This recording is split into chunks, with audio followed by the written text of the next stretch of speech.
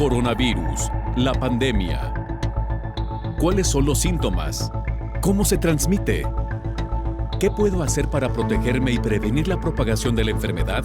Nuevo padecimiento que ha encendido las alarmas de los sistemas de salud. Coronavirus, la pandemia. Bienvenido a este programa especial de Coronavirus, la pandemia. Es lunes, inicio de semana, con mucha información para usted, información que ha ocurrido a lo largo de las horas y que tiene que ver precisamente con esta pandemia de COVID-19.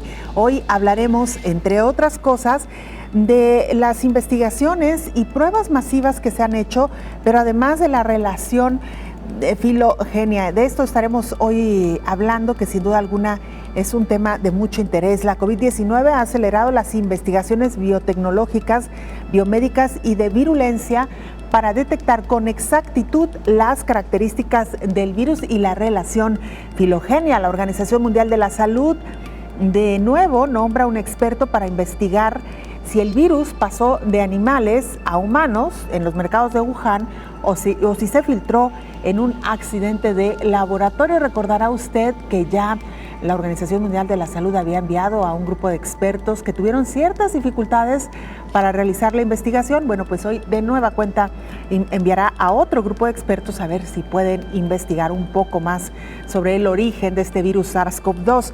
Los Centros de Control y Prevención de Enfermedades de China exigen pruebas masivas de COVID-19 a animales para evitar mutaciones. Se han identificado infecciones naturales del COVID-19 en varias especies animales no humanas a través del contacto con gente. De eso también estaremos hablando hoy. La rápida propagación de la variante Delta puso en alerta la necesidad de una identificación más rápida de las mutaciones. De ahí, pues todos estos trabajos que se están realizando y de los cuales ya le hemos comentado. Pero dejemos que sea nuestra compañera Isaura López Villalobos quien nos ofrezca más detalles. En tiempos de crisis sanitarias como la que el mundo atraviesa por COVID-19, es importante realizar todo tipo de mediciones para lograr retener el avance del patógeno. A 77 días de que termine el año y que el virus SARS-CoV-2 se penetra sin compasión en las venas de cada territorio del planeta, la respuesta sin precedentes de todos los países ha sido alta. Sin embargo, los especialistas se han pronunciado por alzar las medidas y penetrar más a las células de este virus para mortalizar sus variantes.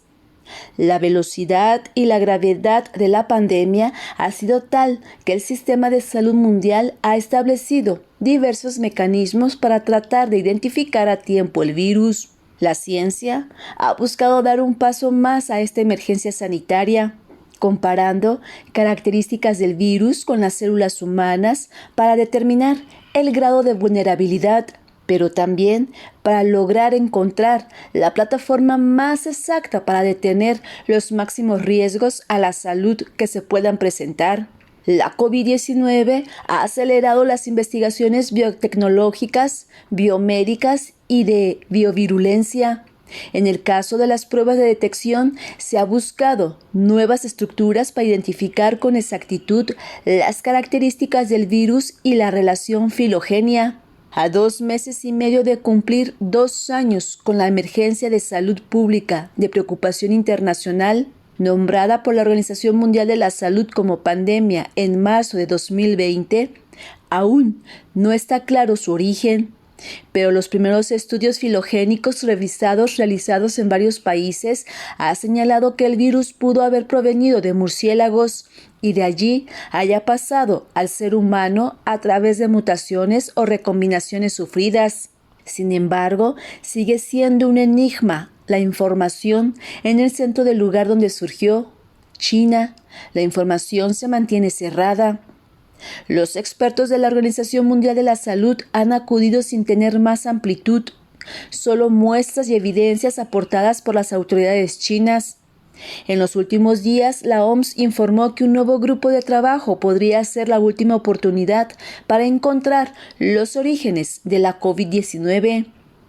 La organización nominó a 26 expertos para que se unan al grupo asesor científico sobre los orígenes de los nuevos patógenos, quienes investigan si el virus pasó de animales a humanos en los mercados de Wuhan o se filtró en un accidente de laboratorio. Estas dos hipótesis han marcado la era pandémica de COVID-19, pero a casi 2 años la pregunta de cómo surgió sigue sin tener respuesta.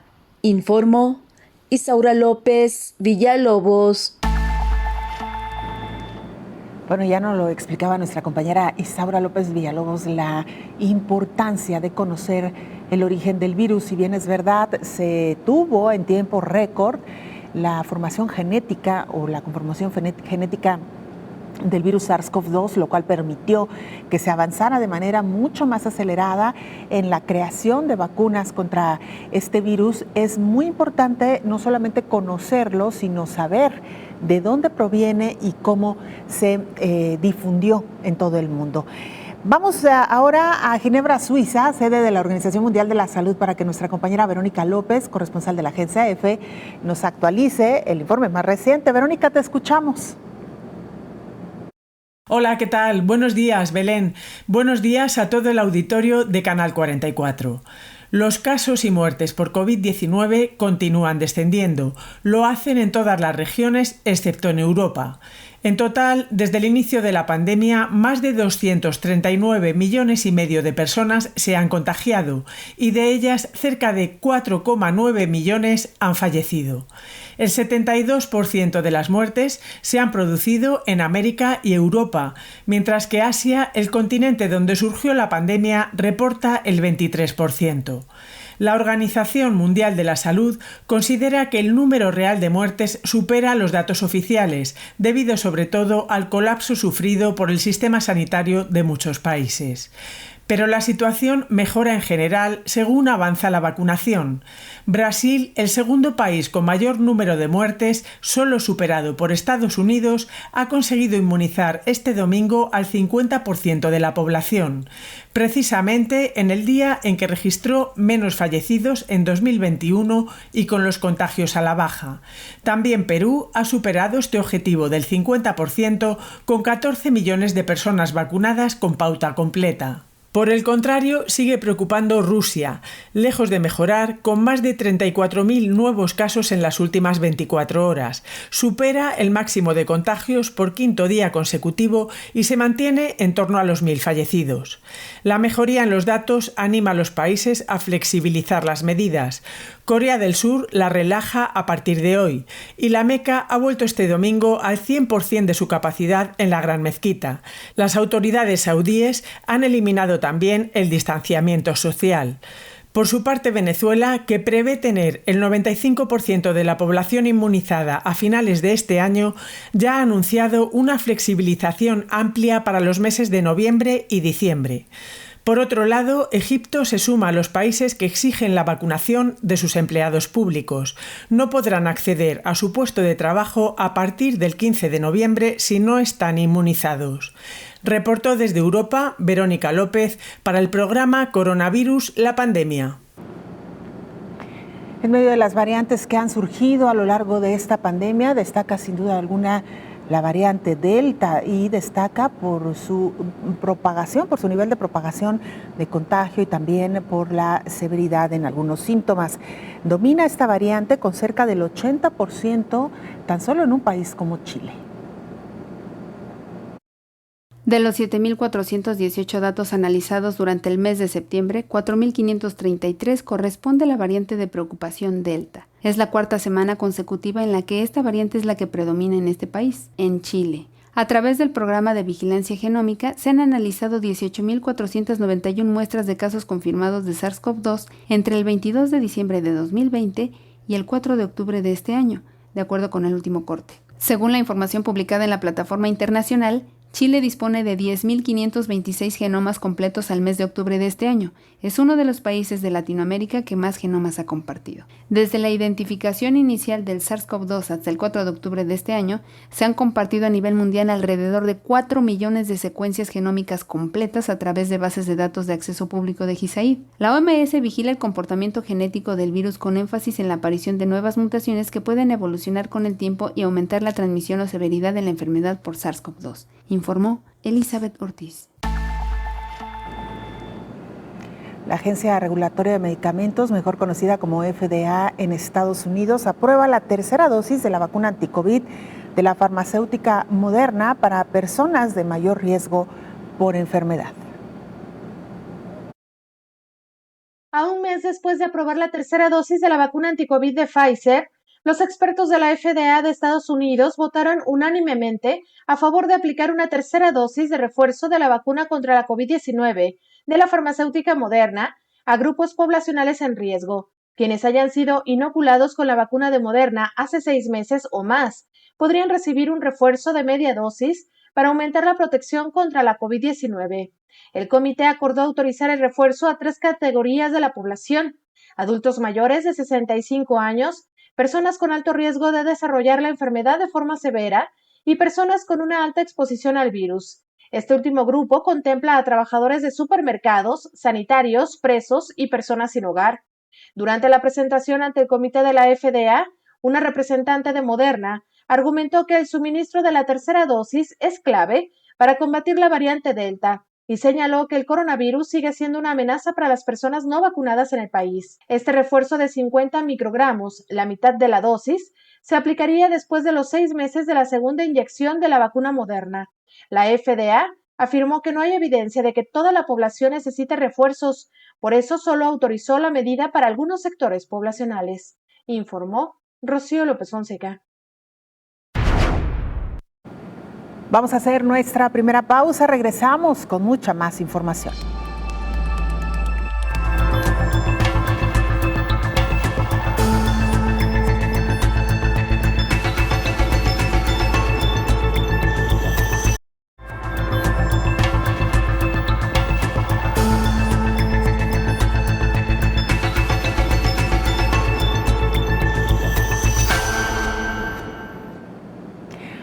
@Canal 44 TV, nuestra cuenta en Twitter y Facebook. Nos pueden mandar mensajes también a través de WhatsApp al 33 22 42 06 90. 6 de cada 7 infecciones por COVID-19 pasan desapercibidas en África. Solo el 14% de infecciones por COVID-19 se están detectando en África, advirtió la Organización Mundial de la Salud en la región. Para revertir esa tendencia y frenar la transmisión, la oficina regional anunció una nueva iniciativa para mejorar la detección comunitaria para llegar a más de 7 millones de personas con pruebas de diagnóstico rápido durante el próximo año. El análisis de la OMS estuvo basado en la calculadora COVID-19 desarrollada por Resolve to Save Lives, que estima las infecciones en función del número informado de casos y muertes y una tasa de mortalidad por infección basada en estudios de población. Encontró que el 10 de octubre de 2021 se estima que el número acumulado de infecciones por COVID-19 en África es de 59 millones, 7 veces más que los más de 8 millones de casos notificados. Hasta la fecha, la detección de COVID-19 en África se ha centrado en personas que se presentan a los centros de salud con síntomas, además de realizar pruebas a viajeros internacionales que llegan y salen, lo que lleva a una subnotificación a gran escala, dado el alto porcentaje de casos asintomáticos en el continente. El programa tiene como objetivo aumentar la capacidad de prueba en cada país participante en un 40%, asegurando que alcancen el punto de referencia recomendado por la OMS de 10 pruebas realizadas por cada 10,000 personas semanalmente. En la actualidad se han registrado más de 8.4 millones de casos de COVID-19 en África, incluidas 214,000 muertes, informó Elizabeth Ortiz. Nuestro compañero Gabriel Romano, corresponsal de la agencia EFE en Bolivia, está preparado ya con el siguiente informe. ¿Qué está ocurriendo en este país? Cuéntanos, Gabriel, te escuchamos. Adelante. Hola, ¿qué tal? Buenos días, Belén. Buenos días a todo el auditorio de Canal 44. Bolivia está ante una lenta y sostenida escalada de casos de contagio en lo que se cree es la cuarta ola advertida ya por las autoridades de sanidad nacionales y regionales. Esta semana constituye la segunda seguida en la que se ha advertido un incremento de casos tras 15 semanas en las que el descenso de reportes se ha mantenido luego del tercer pico de contagios que afectó al país de manera más intensa entre principios de mayo y julio. Desde el Ministerio de Salud ya se ha adelantado que actualmente la mayoría de casos graves que han llegado a salas de cuidados intensivos en hospitales pertenece a personas que no se vacunaron y que es justamente la población que podría ser la más afectada en caso de que un cuarto evento epidemiológico se manifieste. El gobierno del país se alista para incorporar a adolescentes de 16 y 17 años al programa de vacunación contra la COVID-19, un proceso que comenzó desde fines de enero y que ha logrado casi 3,5 millones de primeras dosis aplicadas y más de 2,5 millones de la segunda, a las que deben sumarse también casi 1 millón de dosis únicas. La población vacunable estimada en Bolivia es de 7.2 millones de personas. Bolivia aplica vacunas del tipo Sinopharm, Sputnik V, AstraZeneca, Pfizer y Janssen. El país acumula casi 19.000 muertes y más de 500.000 de casos confirmados desde el inicio de la pandemia en marzo del año pasado. Reportó desde Bolivia Gabriel Romano para el programa Coronavirus, la pandemia. Muchas gracias. Gracias, Gabriel, por este informe que nos llega directamente desde Bolivia. Y miren, los grandes errores cometidos en el Reino Unido al inicio de la COVID-19 costaron miles de vidas. Demoledor informe del Parlamento británico sobre la respuesta inicial a la pandemia en el Reino Unido. Tanto el gobierno británico como sus asesores científicos cometieron grandes errores, señala el documento publicado este martes. El texto asegura que se utilizó una estrategia equivocada que provocó que murieran más personas de las que debían. El ministro de la oficina del gabinete no se ha disculpado. Hay lecciones que aprender, ha dicho, pero la cuestión es que tomamos decisiones basadas en la ciencia, protegimos al NHS, distribuimos la vacuna a un ritmo constante, pero aceptamos que hay lecciones que aprender. Titulado Coronavirus, lecciones aprendidas hasta la fecha, el informe asegura que el gobierno Johnson tardó demasiado en imponer un confinamiento, lo que costó miles de vidas. En conclusión, esas primeras malas decisiones son uno de los mayores fracasos de la sanidad pública en el Reino Unido. Errores que dejaron en evidencia importantes deficiencias en la maquinaria gubernamental. Por ejemplo, no se compartió información vital y faltó transparencia en el asesoramiento científico. Bueno, pues parte precisamente de los análisis, de los estudios que se están realizando a varios meses de esta pandemia, la evaluación que cada país está haciendo del manejo que tuvo al inicio de del surgimiento de esta enfermedad. Sin duda alguna, mucho que aprender y mucho que corregir a lo largo de todos estos meses. Vamos ahora hasta Bucaramanga, en Colombia. Nuestro compañero Richard Quiñones de Oriente Noticias nos preparó el siguiente informe. Richard, te escuchamos, adelante. Hola, ¿qué tal? Un saludo especial para ustedes allá en México. Les contamos las últimas noticias con relación al COVID-19 en territorio colombiano. El total de casos de coronavirus en este país se elevó en las últimas horas a 4.977.043, luego de que las autoridades de salud confirmaran 1.387 nuevos contagios tras procesar 48.083 pruebas. 24.033 de PCR y 24.050 de antígenos en las últimas 24 horas. Por otro lado, se reportaron 33 fallecimientos más por COVID-19, con lo que la cifra de muertes se llegó a 126.759, mientras que el número de recuperados ascendió a 4.820.423. De acuerdo con las autoridades de salud, el número de casos activos se ubicó en las últimas horas en 13.641. Ayer el número era de 13.673. Tras más de un año con la normativa del tapabocas en algunas de las principales ciudades del país, se comenzó a desincentivar su uso. Incluso durante el pasado mes de septiembre, la Secretaría de Salud de Bogotá informó que la ciudadanía se había presentado un deceso de 89% a 64% de personas que se protegen haciendo uso de mascarillas, situación que podría deberse a la base del Plan Nacional de Vacunación, pues varias personas se sentían confiadas luego de haber sido inmunizadas. ¿Hasta cuándo habrá que utilizar tapaboca en Colombia? Es la pregunta de muchos, pues en las últimas horas el Ministerio de Salud se refirió a la posibilidad de que en los próximos meses los colombianos puedan dejar de utilizar tapabocas en sitios públicos. Según informó la autoridad sanitaria, al menos por los meses que quedan del año 2021, el uso de mascarilla para prevenir el contagio del COVID-19 continuará siendo obligatorio en las regiones del país, pues pese a que se han logrado grandes avances en la vacunación, hay muchos ciudadanos sin recibir el biológico, por lo cual se mantiene la contingencia frente a la pandemia. Alrededor de 43.800.000 887.000. Esta es la cifra más importante porque contabiliza a las personas vacunadas en territorio colombiano. Han recibido las dosis completas de vacunación contra el COVID-19. Bogotá se prepara para autorizar el 100% del aforo en eventos. Avanza la vacunación también en Bogotá. Actualmente 55,7% de los habitantes de la capital del país ya cuentan con un esquema completo de vacunación de COVID-19 que corresponde a 3.342.872 personas. Más de 4.6 millones de personas de la capital recibieron en las últimas semanas su primera dosis. Ante el positivo panorama, la alcaldesa de Bogotá, Claudia López, informó que para el momento en el que la ciudad avance el 70% de personas vacunadas por esquema completo, se podrá abrir la totalidad de los eventos masivos que tengan el aforo del 100%. Esto permite también darle celeridad a la reactivación económica que espera llegue a un buen punto para el mes de diciembre, aprovechando además las compras de la temporada navideña y el fin de año, que serían el vehículo para reactivar más de 1 millón de empleos que según la alcaldesa de Bogotá se perdieron durante la pandemia. Esto es todo por ahora desde Colombia. Los saludamos a ustedes allá en México. Feliz día para todos. Muchas gracias, Richard, y por supuesto un saludo, un abrazo a nuestros hermanos colombianos que nos siguen a través de las señales de las televisoras públicas.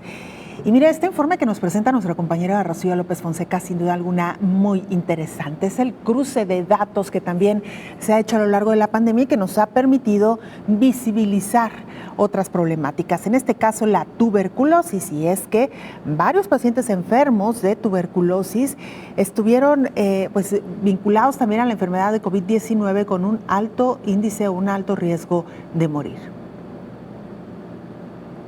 Las muertes por tuberculosis, una de las principales causas de muerte por enfermedad infecciosa en el mundo, han aumentado por primera vez en una década, como consecuencia directa de la pandemia por COVID-19, afirmó la Organización Mundial de la Salud.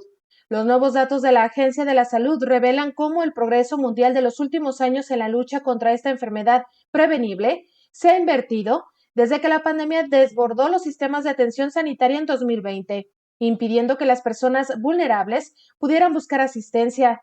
Los confinamientos también obstaculizaron el acceso de muchas personas a los servicios esenciales de atención sanitaria, revela el Informe Mundial sobre la Tuberculosis de 2021, y advierte que el número de muertes por la enfermedad podría ser mucho mayor en 2021 y 2022, según las últimas previsiones.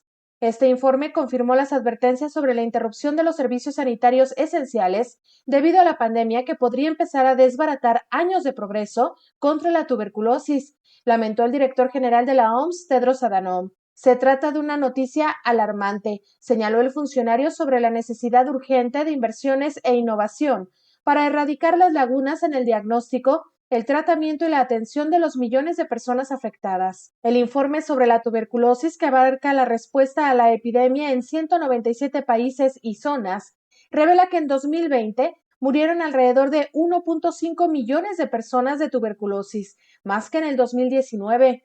Esto incluye los 214,000 pacientes con VIH, afirma la Agencia de la ONU, que señala también que el aumento general de la tuberculosis se produjo principalmente en 30 países, entre los que se encuentra Angola, Indonesia, Pakistán, Filipinas y Zambia.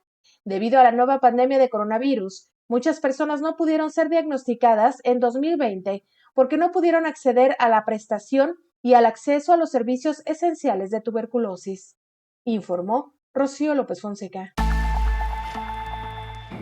Mira, hay países donde se han aplicado algunas restricciones para aquellas personas que no se han vacunado todavía. Esto a manera de incentivo para que toda la población, en la medida de lo posible, esté vacunada. Hay otros países que han optado por una estrategia distinta. Uno de ellos es Alemania, donde las pruebas para detectar el virus del SARS-CoV-2 dejarán de ser gratuitas para aquellas personas que no se han vacunado. Se acabaron las pruebas gratuitas de antígenos de COVID en Alemania. Las personas que reúnan los requisitos para vacunarse pero que decidan no hacerlo tendrán que pagarlas de su bolsillo. Costarán entre 15 y 20 euros.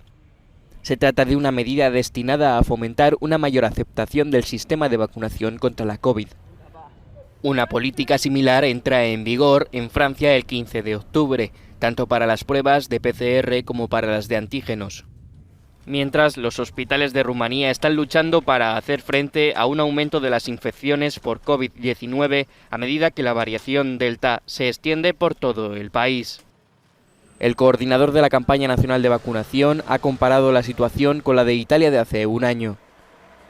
Una ciudad del suroeste de Rumanía, Drobeta Turnu Severin, es la primera ciudad importante que se confina en esta nueva ola de la pandemia.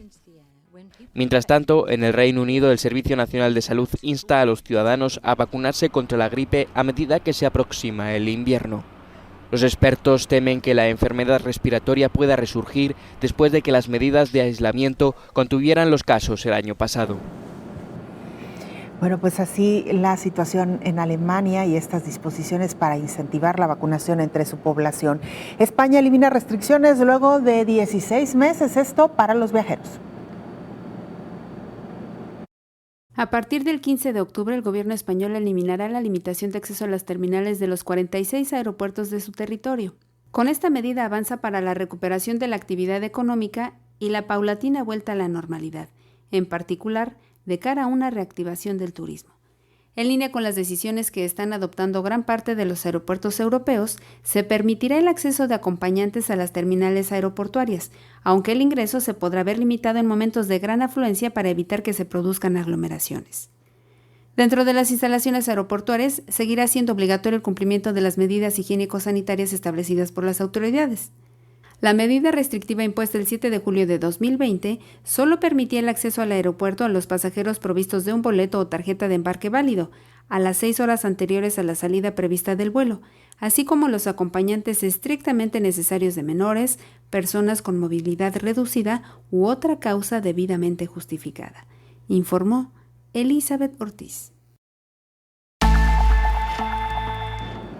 Vamos a hacer una pausa muy breve, regresamos con más información.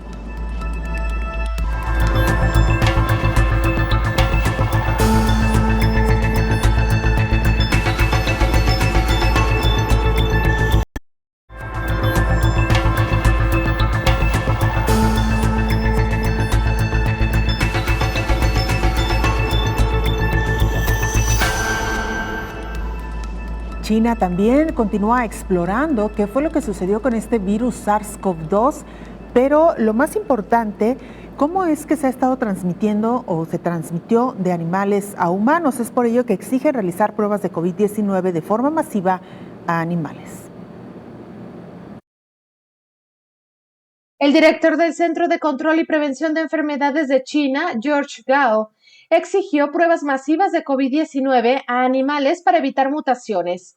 El científico señala que se han hallado infecciones naturales del COVID-19 en varias especies animales no humanas a través del contacto con la gente. Estas incluyen gatos, perros, animales de zoológico como tigres y leones e incluso monos. Recordó también la transmisión de bisones como un evento importante, ya que los bisones fueron capaces de infectar también a los humanos con el virus. El año pasado en Europa se sacrificaron a miles de bisones de granja debido a un brote en varias ciudades europeas. Por su parte, científicos de Estados Unidos llevaron a cabo pruebas de COVID-19 en venados de cola blanca de 4 entidades del país este año, a causa de la evidencia de que tal vez sean susceptibles a la enfermedad. Los científicos analizaron 624 muestras de los venados antes y después de la pandemia y detectaron anticuerpos contra el COVID-19 en 152 de ellas en 2021. Se debe señalar que este fue un estudio sin aval de sus pares. Por esta razón, el Centro de Control de Enfermedades de China llamó la atención y se dice preocupado de que la transmisión del COVID-19 de las poblaciones silvestres a los humanos pudiera llevar a mutaciones nuevas y que aun cuando algunos estudios experimentales han sugerido que varios animales silvestres podrían ser susceptibles al virus, estos solo son la punta del iceberg, ya que la susceptibilidad de la mayoría de los animales silvestres terrestres al SARS-CoV-2 todavía no se ha analizado, advirtió, informó Rocío López Fonseca. Gracias a nuestra compañera Rocío López Fonseca por este informe que le decía, nos remite un poco a esos esfuerzos que se están haciendo en el ámbito internacional, no solamente por conocer el origen del virus SARS-CoV-2, sino también cómo se transmitió y si hoy por hoy los animales siguen siendo un foco preocupante para la transmisión del virus SARS-CoV-2. Y bueno, para hablar Ay, perdóneme usted, para hablar de este y otros temas, ya nos acompaña en esta mesa de trabajo el infectólogo Héctor Raúl Pérez Gómez. Doctor, bienvenido. Hola Belén, buen día, qué gusto saludarte. Salud Belén. Una disculpa, doctor. Gracias. Al contrario. Gracias, doctor. Bueno, un tema, lo decíamos ya al inicio del programa. En términos generales, doctor, Estados Unidos, no Estados Unidos, discúlpeme, la Organización Mundial de la Salud envió, como sabemos, un grupo de expertos para conocer el origen del virus SARS-CoV-2, particularmente rastrear la ciudad de Wuhan. Fueron resultados un poco inciertos porque no hubo el acceso total a la investigación. Hoy se anuncia que habrá un segundo grupo para investigar qué fue lo que sucedió. ¿Por qué es importante, doctor, conocer de dónde vienen los virus? ¿Qué repercusión tiene esto en las variantes? Y en un término también que hoy estamos planteando, que en lo particular para mí es nuevo, la filogenia. Ajá. Belén, el 70% de las enfermedades infecciosas que padecemos los seres humanos son zoonosis. Provienen de animales, de especies animales que pueden no enfermar, pero sí pueden ser portadoras de un determinado patógeno. Y así como SARS-CoV-2, te podría decir de SARS, el virus del 2002-2003, que es el precursor de alguna manera del actual virus responsable del COVID-19. También el MERS, el virus responsable de la enfermedad conocida como MERS, que se presentó en el 2013.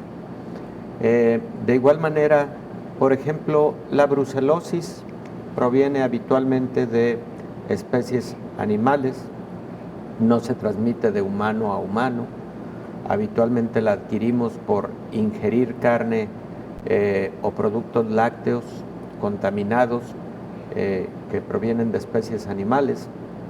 De igual manera, por ejemplo, todas las arbovirosis, que son infecciones virales transmitidas por artrópodos, tanto mosquitos como garrapatas. Ahí hay más de 100 enfermedades infecciosas causadas por este tipo de vectores, arbovirus.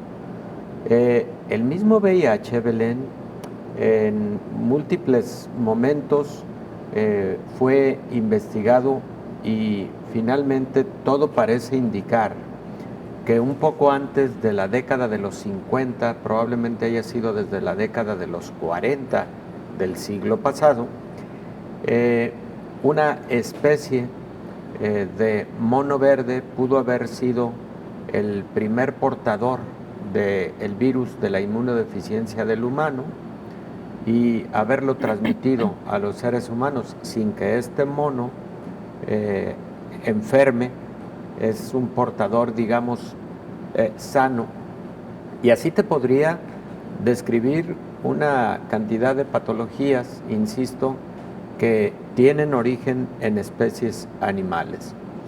La hipótesis más aceptada con respecto a los coronavirus, a los tres últimos que son coronavirus que generan enfermedad grave, es que los primeros portadores son murciélagos de alas largas, que posteriormente estos murciélagos transmiten la enfermedad a lo que conocemos como un portador intermedio o un huésped intermedio, y que este huésped intermedio lo transmite finalmente al ser humano, que es un huésped definitivo y que desarrolla la enfermedad.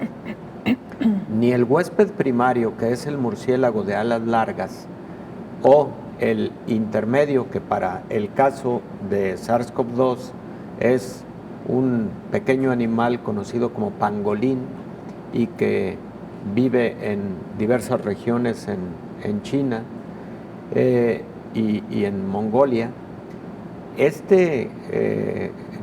ni el primario ni el huésped intermedio enferman, pero sí pueden transmitir, y lo transmitieron al ser humano. Y el ser humano enferma, y como podemos saberlo, o como lo conocemos, puede enfermar incluso de gravedad. Entonces, primer punto, ¿por qué es importante saber el origen? Bueno, porque se puede dar control a los aspectos ambientales, se puede dar algún control a los aspectos ecológicos, se puede dar control sanitario al conocer la cadena de transmisión y al conocer también la cadena filogenética de generación de nuevos patógenos o de transmisión de nuevos patógenos. Por ejemplo, está prohibido el transportar ciertos animales, ciertas especies animales en medios de transportación internacional para seres humanos, precisamente por medidas estrictas de sanidad, porque este tipo de especies podrían eventualmente transmitir enfermedades infecciosas. Hay, por ejemplo, restricciones absolutas para la transportación de ciertas aves de corral. Bueno, Belén, incluso hay restricción para la transportación, incluso personal individual, de alimentos, porque esos alimentos pueden ser vector de transmisión de enfermedades infecciosas. Entonces, lo mismo ocurre con respecto a especies vivas, y esta situación es precisamente como parte del control sanitario de las medidas de prevención de transmisión internacional de enfermedades infecciosas que sabemos que pueden ser transmitidas por algunas especies animales. Doctor, qué interesante esto que nos mencionaba, que en algunos casos los huéspedes del virus no desarrollan la enfermedad. Así es. Los huéspedes y además transmisores hacia los humanos, doctor. Es correcto, Belén, es correcto. Mira, escuchamos una nota de Rocío López Fonseca hace unos momentos, muy interesante, ¿no? Ha sido una pregunta recurrente durante estos casi 2 años de pandemia, el si animales, tanto domésticos como animales silvestres salvajes, podrían ser portadores del virus SARS-CoV-2 y por lo tanto de riesgo de transmisión a los seres humanos. La pregunta ha sido sobre todo respecto de animales domésticos, por ejemplo, gatos o perros, etcétera. Se han encontrado en muy pocos casos aislamiento del virus en vías respiratorias de especies animales de esta naturaleza. Se han encontrado más frecuentemente en felinos que no son domesticados, por ejemplo, tigres, sobre todo, ¿no? Ha habido algunos reportes de felinos infectados con SARS-CoV-2 que no desarrollan la enfermedad, Belén, pero que sí son portadores, y lo que no ha logrado definirse es un hecho, es que todavía especies animales domésticas transmitan la enfermedad al ser humano. Esto lo comento porque es importante no generar una alarma innecesaria, porque todavía no se ha aceptado, insisto, que estas especies, como los perritos o gatitos que tenemos en casa, puedan transmitir la enfermedad de COVID-19, ¿no? Claro que es recomendable, y ahí sí creo que se ha hablado poco del punto. Es recomendable que cuando una persona esté en aislamiento, también esto incluya el mantener aislamiento respecto de sus mascotas, respecto de estos animalitos que, insisto, no está aceptado que sean vectores transmisores de la enfermedad, pero hay que extremar medidas, y si estamos hablando de que hipotéticamente algunas de estas especies podrían infectar y ser vectores de la enfermedad, aunque sea algo no aceptado aún, es mejor extremar medidas de precaución. Así es, doctor. Vamos a hacer una muy breve pausa, si le parece. Claro. Regresamos con mucho más del tema. Y podemos comentar especies que sí son domésticas y que pueden transmitir otras enfermedades. Exacto. Con esto regresamos, doctor. Vamos a la pausa.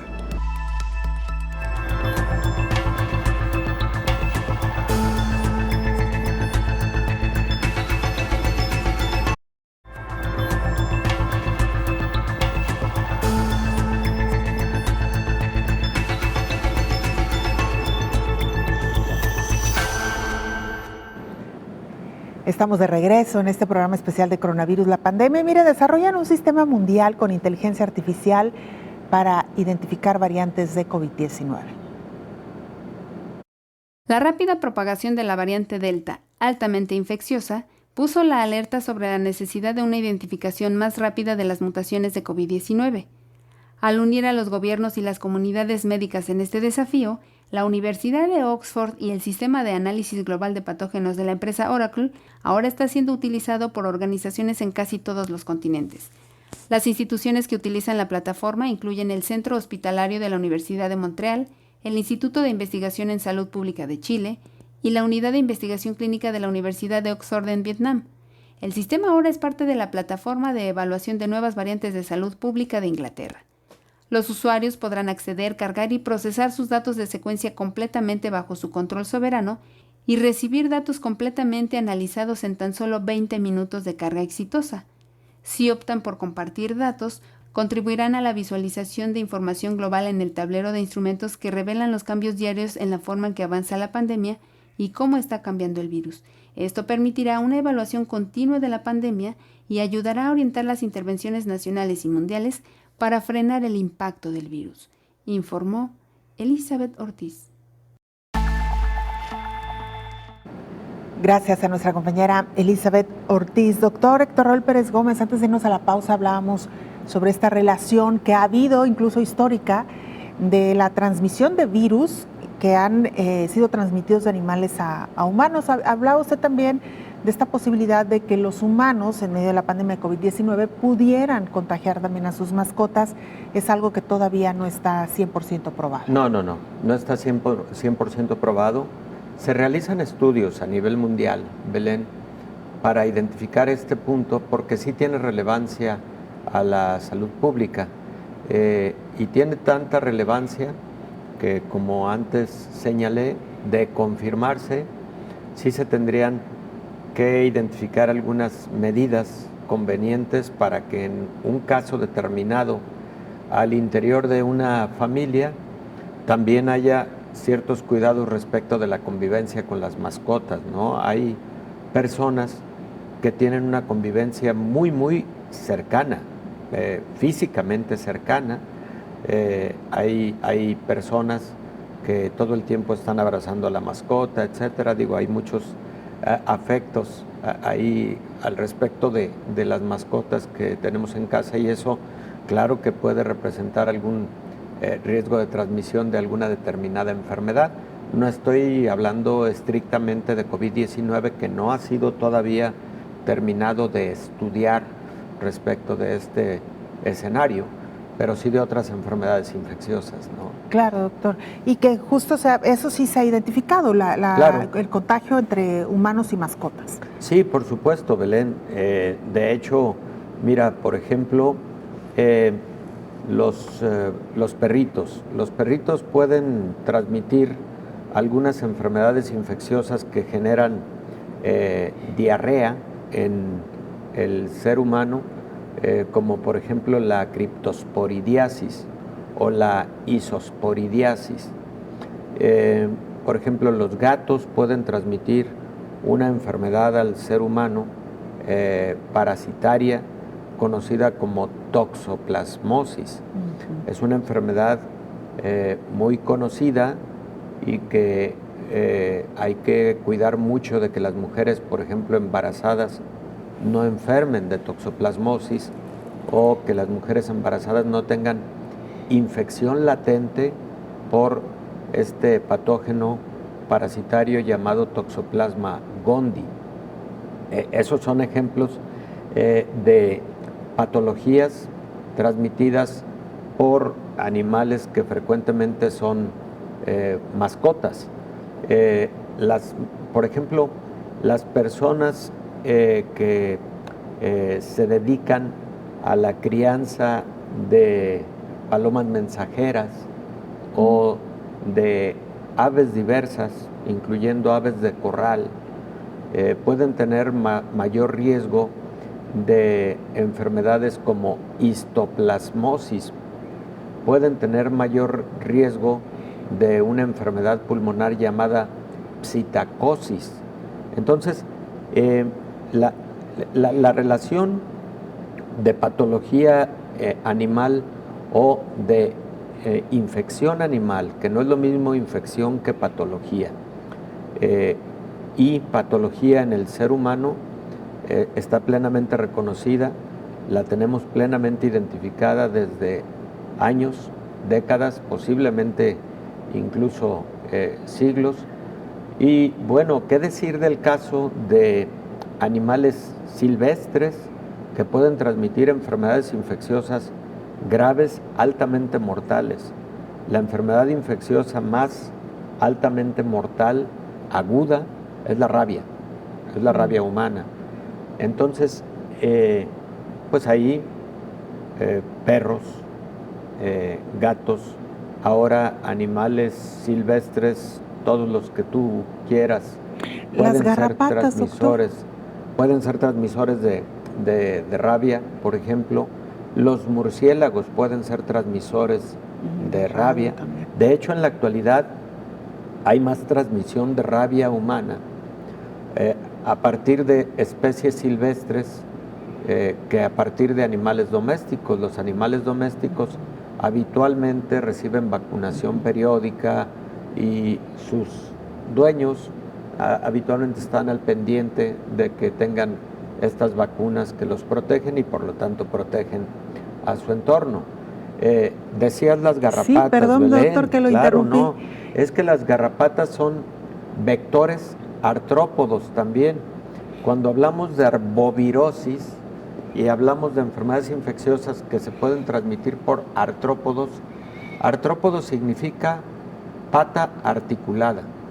Por eso, por ejemplo, los zancudos son considerados artrópodos y las garrapatas también. Y ahí, en relación a las garrapatas, hay una enfermedad infecciosa causada por un microorganismo llamado Borrelia burgdorferi, que es también conocida como borreliosis de Lyme o enfermedad de Lyme, que puede generar dolores articulares crónicos, artritis crónica, un tipo de eritema conocido como eritema migratorio, puede generar trastornos cardiológicos a largo plazo, puede generar trastornos neurológicos a largo plazo y cada vez se diagnostica con mayor frecuencia esta enfermedad conocida como enfermedad de Lyme. Entonces, Belén, la misma influenza, recordemos que puede infectar a especies animales. Los virus de influenza, tanto tipo A, tipo B y el tipo C, pueden infectar cerdos, pueden infectar aves de corral, pueden infectar aves no estrictamente de corral, pueden infectar equinos, pueden infectar al ser humano. Por ejemplo, la pandemia de influenza A, H1N1, ocurrida en el 2009-2010, fue producto de un virus recombinado. Y aquí vienen aspectos de la filogenia de los microorganismos. Estos virus recombinados es, como su nombre lo dice, la combinación de material genético de un virus, de otro virus, de otro virus, que da lugar a un nuevo virus. Y el caso del virus del 2009, de influenza tipo A, fue la recombinación de un virus humano con un virus aviar y un virus porcino. Por eso se le conoció como influenza porcina o se pensó que podía provenir de estas especies animales. No, realmente fue un virus recombinado, ¿no?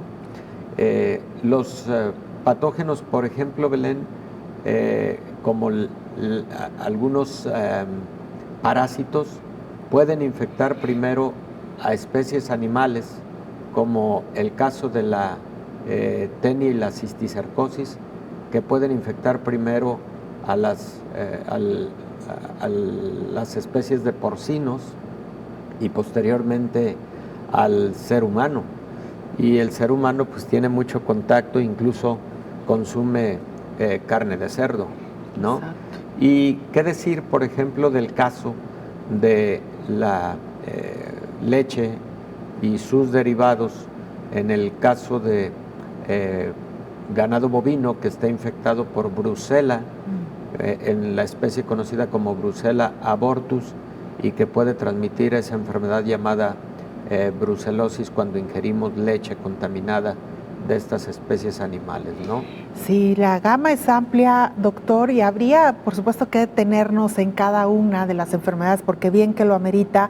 Pensaba simplemente, y lo recordaba en el caso de la enfermedad de Lyme, doctor, porque ya ahora que usted describía los síntomas, pues se puede confundir con muchas otras enfermedades, y eso ha pues dado como resultado que personas que tienen la enfermedad de Lyme tarden algún tiempo en tener un diagnóstico exacto, un tiempo que es valioso para pues tratar de no de frenar, pero sí de controlar la enfermedad en la medida de lo posible. Qué bueno que dices eso, Belén, porque hay algunas de estas enfermedades infecciosas de muy prolongado cuadro clínico, pero que en las primeras etapas pueden no diagnosticarse porque pueden no generar tanta sintomatología, y cuando generan sintomatología ya se encuentran en etapas avanzadas en donde ya pudo haber ocurrido daño a diversos órganos como el corazón, etcétera, y ese es el caso de la tripanosomiasis americana. La tripanosomiasis americana, causada precisamente por un tripanosoma llamado Trypanosoma cruzi, y que proviene de la picadura, pero en este caso de una chinche conocida como chinche hocicona, ¿no? Que predomina en el sur del continente americano. En fin, doctor, ya tendremos oportunidad. Programas nos faltan, doctor, para abordar cada una de las enfermedades. Sí. Muchísimas gracias, como siempre. Gracias, Belén. Qué gusto siempre. Igualmente, doctor, feliz inicio de semana. Nos vamos. Igualmente. Gracias por habernos acompañado.